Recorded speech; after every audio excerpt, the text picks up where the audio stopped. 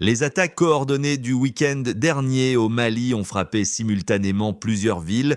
Pour mieux comprendre ce que ces offensives révèlent sur l'état sécuritaire du Sahel, Radio Kounafoni a le privilège de recevoir Mohamed Abdelaziz Al-Khali, spécialiste des questions de sécurité et de lutte contre l'extrémisme violent dans la région du Sahel. Monsieur Al-Khali, merci d'être avec nous ce matin.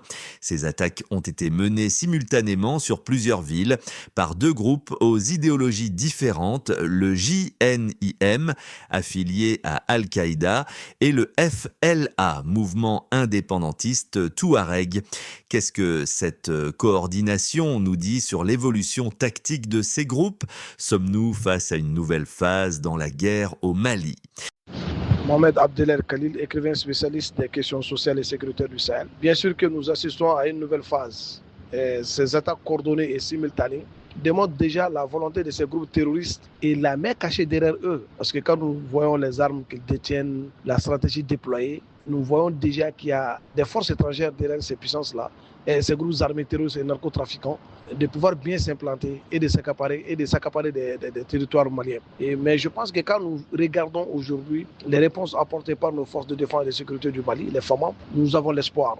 Parce qu'à chaque fois qu'ils essaient de s'attaquer à des villes de façon simultanée, mais l'objectif n'est pas de s'accaparer de toutes ces villes attaquées, mais de s'accaparer d'une seule ville. Et quand nous regardons l'ANEFIS qui est à 100 km de Kidal, c'était vraiment dans leur objectif de sécuriser l'accès à Kidal, de les permettre encore de rester très longtemps à Kidal. L'armée malienne affirme avoir repoussé les attaques et neutralisé une vingtaine d'assaillants.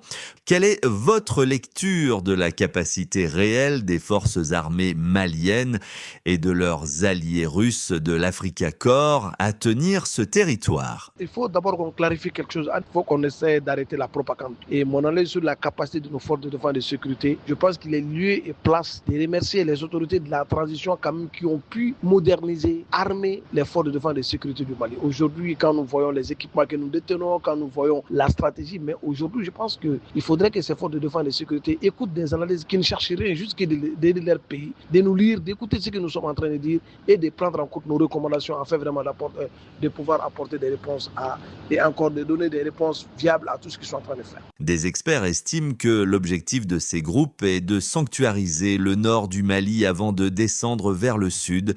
Quelles seraient les conséquences pour les pays voisins, le Burkina Faso, le Niger et plus largement pour toute la région du Sahel?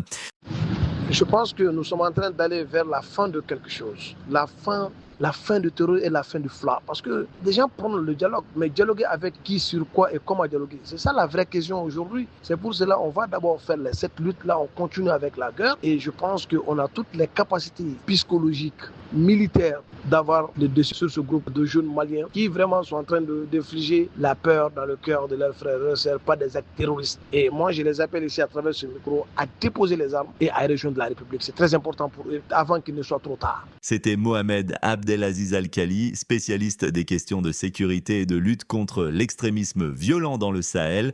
Nous vous remercions d'avoir accepté de répondre à nos questions.